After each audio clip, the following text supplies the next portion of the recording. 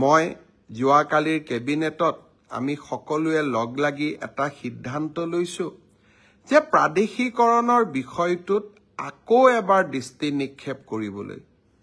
20 জন ছাত্ৰ লাগে কাৰোবাৰ ছাত্ৰ 19 জন আছিলে 2006 চনৰ প্ৰতিষ্ঠাৰ আগৰ প্ৰমাণ লাগে কিন্তু বসুন্ধৰা নাথাকাৰ কাৰণে মাটিৰ পাত্তা পোৱা নাছিলে কাৰোবাৰ কোৱালিফিকেশনৰ লগত সেই সময়ত তেওঁলোকৰ কোৱালিফিকেশন নাছিলে পৰৱৰ্তী সময়ত কোৱালিফিকেশন আয়ত্ত কৰিব পাৰিলে যিসকল লোক সৰু সৰু ভুলৰ কাৰণে বাদ পৰি গৈছিল তেওঁলোকক প্ৰাদেশিকৰণৰ আওতাত আনিবৰ বাবে শিক্ষামন্ত্ৰী ৰনোজ পেগু কেশৱ মহন্ত আৰু জয়ন্ত মল্ল বৰুৱাক লৈ আমি এখন কমিটি কৰি দিছো যাতে কমিটিখনে আমাক উপযুক্ত পৰামৰ্শ দিব পাৰে আৰু মানৱীয়তাৰ দৃষ্টিভংগীৰে আমি অন্তত কিছু লোকক সহায় কৰিব পাৰো তেনেকে যোৱাকালিৰ কেবিনেটত আমি আৰু এখন কমিটি কৰি দিছো মন্ত্ৰী অজন্তা নেওগ আৰু মন্ত্ৰী পীযুষ হাজৰিকা আৰু ৰনোজ পেগুক লৈ পেলাই এই কমিটিখনেও লগত মন্ত্ৰী অশোক সিংঘালু থাকিব এই কমিটিখনে আশা কৰ্মী মধ্যাহ্ন আহাৰ যোগান ধৰা ৰান্ধনীসকল আৰু অংগনবাদী কৰ্মী আৰু সহায়িকা সকলেও বিভিন্ন সময়ত উত্থাপন কৰি অহা দাবীসমূহ আকৌ এবাৰ সমীক্ষা কৰিব সকলোৱে লগ হৈ অসমৰ জ্বলন্ত সমস্যাসমূহ সমাধান কৰিব পাৰো আজিও মই সদৌ অসম কৰ্মচাৰী পৰিষদৰ লগত দীঘলীয়াকৈ বহিছিলো ৰাজ্যৰ ফিক্স পে কেজুৱেল কৰ্মচাৰীসকলে ভোগ কৰি থকা বিভিন্ন অসুবিধাৰ কথা তেওঁলোকে মোৰ দৃষ্টিগোচৰ কৰিছিল কেইবাটাও আমি সিদ্ধান্ত লৈছো এই কৰ্মচাৰীসকলকো সহায় কৰাৰ বাবে আৰু খুব সোনকালে অন্তত অসমৰ চৰকাৰী হস্পিটালসমূহত আমাৰ কৰ্মচাৰীসকলক সম্পূৰ্ণ কেছলেছ ট্ৰিটমেণ্ট কৰাৰ বাবে অৰ্থাৎ টকা দিব নালাগে মাত্ৰ কাৰ্ডখন দেখুৱাই স্বাস্থ্যসন্মত স্বাস্থ্যৰ পৰীক্ষা কৰিব পাৰিব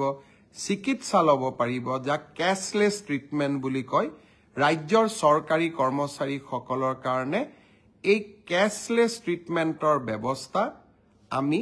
চৰকাৰী হস্পিটালসমূহত প্ৰণয়ন কৰাৰ বাবে আমি সিদ্ধান্ত লৈছো আজি কৰ্মচাৰী পৰিষদৰ লগত কথা পাতি এই সিদ্ধান্তসমূহ লোৱা হৈছে আপোন ঘৰ আঁচনিত এসময়ত 15 লাখ টকা হাউচিং লোন লোৱা হৈছিল এতিয়া বহুত কৰ্মচাৰীয়ে বিচাৰিছে যে আপোনালোকে যেহেতু নতুনকৈ 30 লাখ টকাকৈ ঋণ দিয়াৰ ব্যৱস্থা কৰিছে আপোন ঘৰত আমিও ঋণ ল'ব পৰা ক্ষমতা আৰু 15 লাখ টকালৈকে বৃদ্ধি কৰি দিয়ক অৰ্থাৎ পুৰণা নতুন সকলোৱে আপোন ঘৰ আঁচনিৰ জৰিয়তে 30 লাখ টকাকৈ গৃহ ঋণ ল'ব পাৰিব আজি এই দাবীটো আমি সন্মতি প্ৰকাশ কৰিছো অৰ্থাৎ ৰাজ্যত যতেই সমস্যা আছে সেই সমস্যাসমূহ সমাধানৰ বাবে আমি প্ৰচেষ্টা চলাই গৈ আছো আৰু এই প্ৰচেষ্টাসমূহত আমি নিশ্চিতভাৱে সফল হ'ম মাত্ৰ অকণমান আমাক সময় দিব 5টা বছৰত ইমান কাম কৰা সম্ভৱ নহয় তথাপিতো সম্ভৱ আৰু অসম্ভৱৰ দেওনাক অতিক্ৰম কৰি যিমান পাৰো প্ৰতিটো পল প্ৰতিটো ক্ষণ অসমৰ ৰাইজৰ বাবে কাম কৰাৰ বাবে আমি সকলোৱে প্ৰচেষ্টা কৰি আছো আপোনালোকে আশীৰ্বাদ কৰিব আজিৰ ব্ৰডকাষ্টত আৰু বহুত কথা কম বুলি ভাবিছিলো কিন্তু মাঘ বিহুৰ আগতে বহুত কথা কলে আমাৰ মনতো নাথাকিব গতিকে মাঘ বিহুৰ পিছত আকৌ এটা নতুন ব্ৰডকাষ্টত আৰু কেইবাটাও খবৰ দিবৰ বাবে যত্ন কৰিম অহা 26 তাৰিখে ডিব্ৰুগড়ত প্ৰথমবাৰৰ বাবে গণৰাজ্য দিৱসৰ পতাকা অসমৰ মুখ্যমন্ত্ৰীয়ে উত্তোলন কৰিব লাহে লাহে ডিব্ৰুগড়ক অসমৰ দ্বিতীয়খন ৰাজধানীলৈ ৰূপান্তৰ কৰাৰ বাবে মই এক প্ৰয়াস আৰু প্ৰচেষ্টা হাতত লৈছো আপোনালোকে সহযোগিতা কৰিব আৰু বহুত কাম কৰি গৈ থাকিম আপোনালোকৰ পৰা এতিয়া মোৰ পৰামৰ্শ বিচৰাৰ সময় এই বছৰটো আমি কিতাপৰ বৰ্ষ হিচাপে পালন কৰিব গৈ আছো এই বৰ্ষটোক আমি কেনেকৈ পালন কৰিম অহা 1 ফেব্ৰুৱাৰী তাৰিখে তাৰ ৰূপৰেখা আমি ৰাইজৰ ওচৰলৈ লৈ আহিম কিন্তু চৰকাৰ কেতিয়াও ওৱান ৱে ট্ৰেফিক হ'ব নোৱাৰে ৰাইজৰ পৰামৰ্শই চৰকাৰখনক শক্তিশালী কৰে আপোনালোকে মোক জনাওক যে কিতাপৰ বৰ্ষ আমি কেনেকৈ পালন কৰিম আৰু আপোনালোকে পৰামৰ্শ দিয়ক আৰু যি কেইটা পৰামৰ্শ আমি গ্ৰহণ কৰিব পাৰো সেই পৰামৰ্শ কেইটা নিশ্চিতভাৱে মই গ্ৰহণ কৰিম আমি অসমত এটা বৌদ্ধিক পৰিৱেশ উভতাই আনিব লাগিব জুমুৰ হ'ব সাংস্কৃতিক পৰিৱেশ খেল মহাৰণ ক্ৰীড়াৰ পৰিৱেশ আৰু কিতাপৰ বৰ্ষ এটা বৌদ্ধিক পৰিৱেশ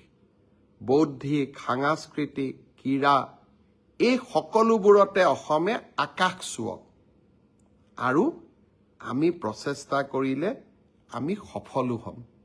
পুনৰ এবাৰ উৰুকাৰ শুভেচ্ছা জনালো উৰুকাৰ দিনা পিতৃ মাতৃৰ সৈতে উৰুকাৰ ভাত সাজ খাবলৈ নাপাহৰিব আৰু কাৰোবাৰ যদি পিতৃ মাতৃক লগ পাবৰ কাৰণে অসুবিধা হয় সিদিনাখন অন্তত তেওঁলোকৰ খবৰ ল'ব তেওঁলোকেও যাতে উৰুকাৰ সোৱাদ আপোনালোক নাথাকিলেও আপোনালোকৰ মৰমেৰে সেই উৰুকাৰ সোৱাদ ল'ব পাৰে আৰু আমি আমাৰ অসমৰ বাপতিসাহোন বিহুটো আমি সুন্দৰভাৱে পালন কৰিম মাঘ বিহুৰ দিনা অগ্ৰজজনক সেৱা কনিষ্ঠজনক মৰম এই আমাৰ মানৱীয় গুণসমূহ আমি যেন হেৰুৱাই নেপেলাওঁ আৰু যিসকল পিতৃ মাতৃ আমি আমাৰ ল'ৰা ছোৱালীক এই মানৱীয় প্ৰমূল্যসমূহ আমি শিকাম মেজিৰ জুইত আমি অমংগলক বিদায় দিম মেজিৰ জুইত আমি দুষ্কৃতিক বিদায় দিম আৰু মেজিৰ জুইৰ মাজেৰে আমি আমাৰ ৰাজ্যখনলৈ আমাৰ পৰিয়ালটোলৈ আলোকৰ বন্তি গছি আমি আকৌ এবাৰ একেলগে জ্বলাম উৰুকা বিহু সকলোৰে বহুত বহুত শুভেচ্ছা জনায় আৰু নতুন বছৰৰ অজস্ৰ শুভকামনাৰে আপোনালোকৰ পৰা বিদায় লৈছো বহুত বহুত ধন্যবাদ জয় হিন্দ বন্দে মাতৰম